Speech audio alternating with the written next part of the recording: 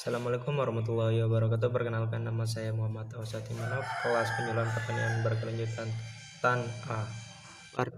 Partisipasi petani dalam meningkatkan kapasitas kelembagaan kelompok petani.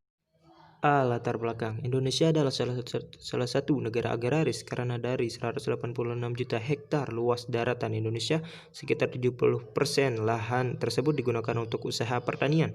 Selain daratan, potensi laut juga besar untuk pembangunan pertanian.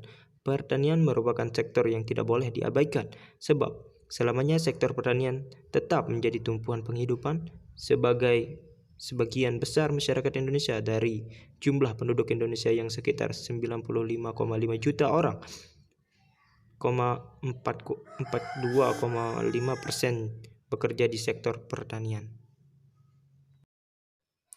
B. Rumusan masalah. Sejauh mana dinamisan kelompok sebagai pembelajaran kapasitas petani, partisipasi petani dalam kelembagaan kelompok petani, dan kapasitas kelembagaan kelompok petani, serta bagaimana keterkaitan masing-masing variabel tersebut.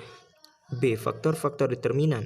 Apa saja yang lebih berpengaruh dalam pembangunan kapasitas kelembagaan kelompok petani? C. Bagaimana strategi intervensi penyuluh yang tepat yang kondusif bagi peningkatan kapasitas kelembagaan kelompok petani.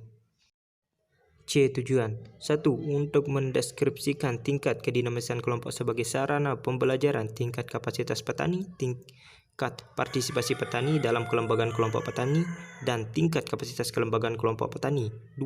Untuk mengidentifikasikan dan menjelaskan pengaruh berbagai faktor terhadap tingkat partisipasi anggota dalam kelembagaan kelompok petani. 3. Untuk mengidentifikasi dan menjelaskan pengaruh berbagai faktor terhadap tingkat kapasitas kelembagaan kelompok petani. 4. Untuk merumuskan suatu strategi penyuluhan yang sesuai untuk mendorong petani dalam meningkatkan kelembagaan kelompok petani.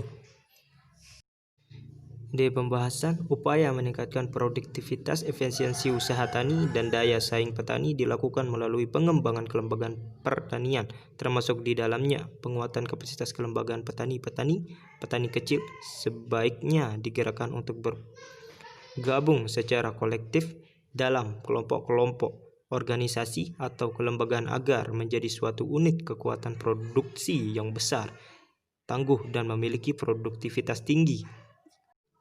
Red 1979 menawarkan dua alternatif untuk mengatasi permasalahan petani kecil, yaitu A. Konsolidasi lahan usaha tani menjadi usaha yang lebih luas. B. Memperluas skala pengelolaan dan penggunaan sumber daya usaha tani tanpa mengubah pemilik petani melalui usaha tani, korporasi, atau kelompok.